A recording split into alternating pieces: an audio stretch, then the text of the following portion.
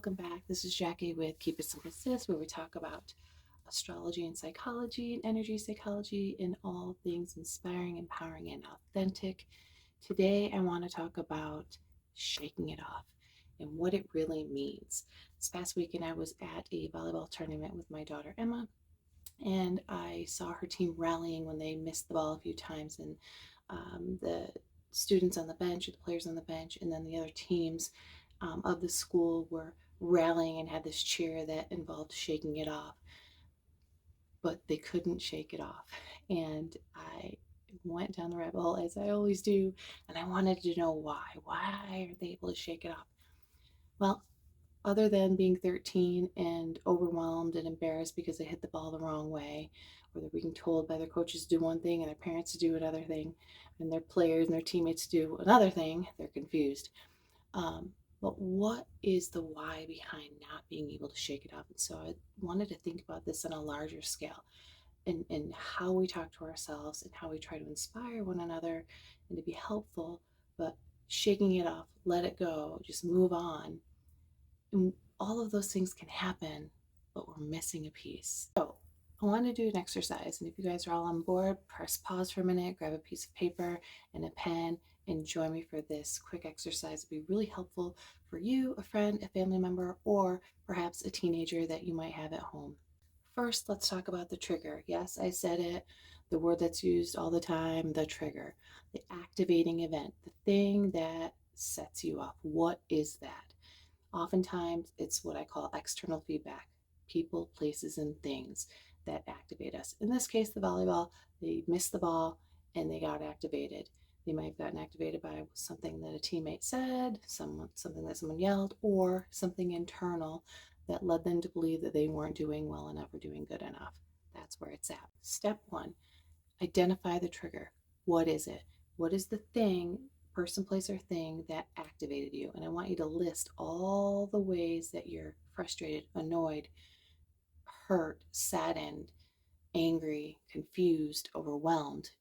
Write it all down in step one. All the ways that this person, place, or thing triggered you. Step two, take a look at the list and look at all of the things that you wrote down and ask yourself, where do I feel confused? Or where am I annoyed? Where am I angry? Where am I overwhelmed?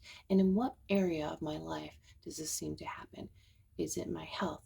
Is it with my relationship with others? Is it with my relationship with myself?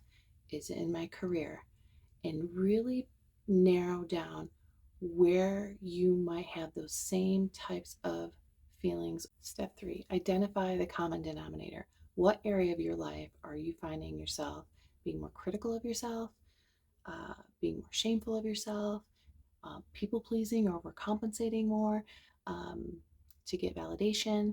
What area of life is it? And what are the common themes that you have been triggered by in step one that you are also triggered in step two? Now we have a solution. The solution is I can shake it off once I identify what the trigger is, why the trigger is, and where it is in my life. And now, how can I be more consistent in being kind to myself, spending more time befriending myself, treating myself the same way that I would treat my best friend if they came to me and said, I'm hurting or I'm frustrated? Would you sit and listen? Would you give them space? Would you ask them if they want a solution?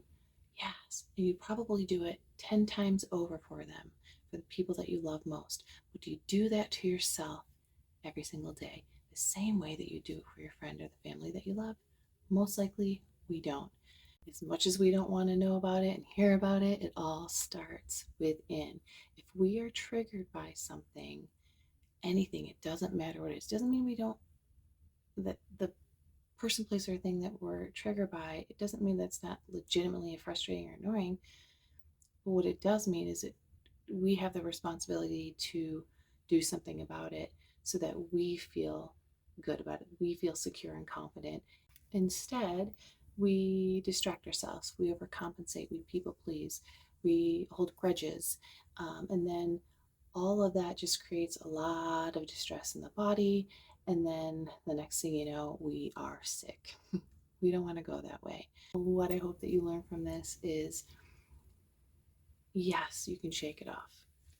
understand when you're telling someone to shake it off, even if you're telling yourself to shake it off, you have to take it a little bit further. You got to do some introspection. Say, what am I shaking off and why?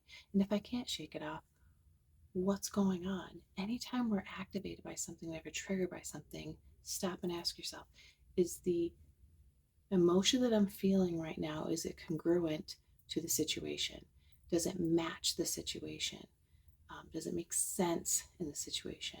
And if it doesn't, that is the cue. That's the key to, I'm going to give myself time out. I'm going to go do some introspection. I'm going to reflect. I'm going to take a minute to figure out what's going on so that I can regulate my emotions and move into a solution.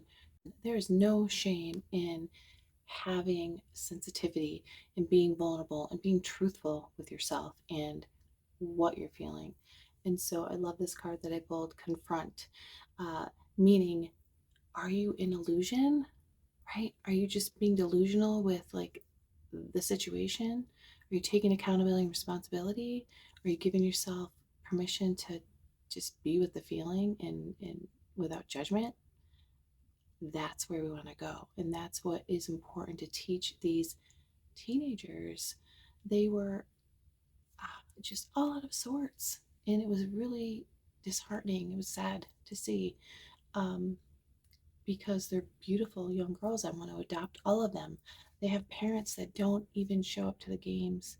And that's really hard. I couldn't imagine not having my mother at every single game. And that's just not everyone's reality. And that is really sad to me. And so, for those parents who do show up at every game and rally for their children, do yourself a favor, do your kids a favor, and teach them to help those girls that are having a really hard time in shaking it off. Show them the way, help them. And the way that we can do that is by going within and helping ourselves first so that we can be guides, we can be teachers to them. Where's the balance in your world where you can lean into having unconditional love for yourself? Where can you find inspiration, faith, and hope within yourself? Who are your allies? Who are your people to support you? Research, look within, gather all the strengths, gather all the great things that you are. So when you're on the court, when you're told to shake it off, or you need to shake it off, when you're under pressure or feeling overwhelmed, lean into those characteristics and those qualities that are so wonderful about you and use them to help you navigate. There is no shame in asking for help. This is a big one for me. It's taken me a long time in this lifetime to ask for help. And I'm so relieved that I finally had the courage to say, hey, I can't do this alone, and I don't have to do it alone. Neither do you. Practice tenderness, being soft, being kind, um, heartfelt when you are not in the best place. We're human. We're not meant to be happy all the time. And if that is a belief system that you have, that is also known as toxic positivity. It's not serving you. Be playful, have some fun. Forgiveness. This is a big one. Oftentimes, there's a lot of debate when I'm working with clients about forgiveness. And does that mean that we agree with how we've been treated or take accountability for other people's and take the blame for other people's behaviors? No.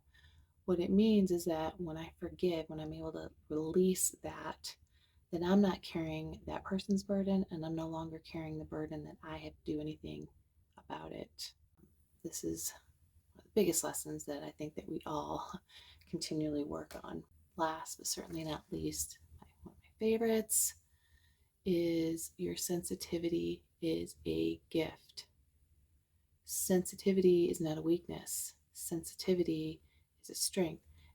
Doesn't mean that we need to be sensitive Susie all day long, but I guarantee you, you're going to be able to shake it off much sooner if you give yourself permission to go within and feel what it is and be truthful and honest with what that means to you.